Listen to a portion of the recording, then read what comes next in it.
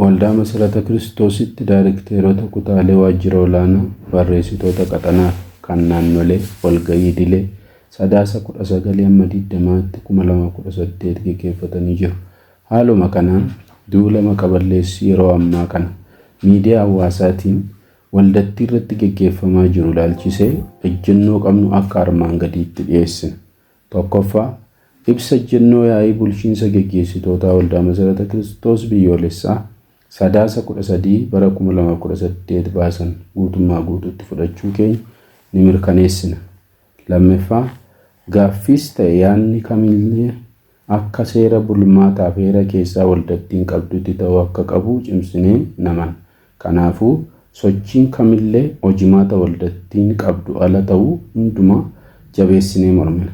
Sadaffaa, miseensotiin waldattii dhimma haala yeroo kana irratti ifa kan isaaniif hin taaneef ibsa kan barbaadu yoo jiraate waajjiraalee naannolee isaanii gaafachuu akka danda'an kallattiin kaa'amuu isaan beeksifna.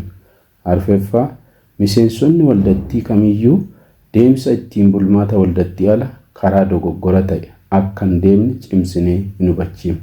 Shanaffaa, miseensotaaf tajaajiltoota waldattii kan ta'an hundumtuu waldaan keenya barsiifniif caasni ishee akkuma kanaan dura ciminaan jijjiirama tokko malee akka dubbii waaqayyootti tajaajilaa waan jirtuuf itti gaafatamummaa keessan amanamummaan akka baatan isin gaafan.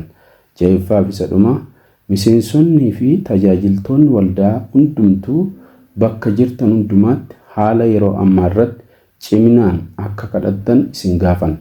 Daayirekteerota Kutaalee Waajjira Olaanaa Waldaa Masarata Kiristoos Barreessitoota Olaanoo Qaxanaaf kan naannolee Sadaasa 20/2018 Bishooftuu.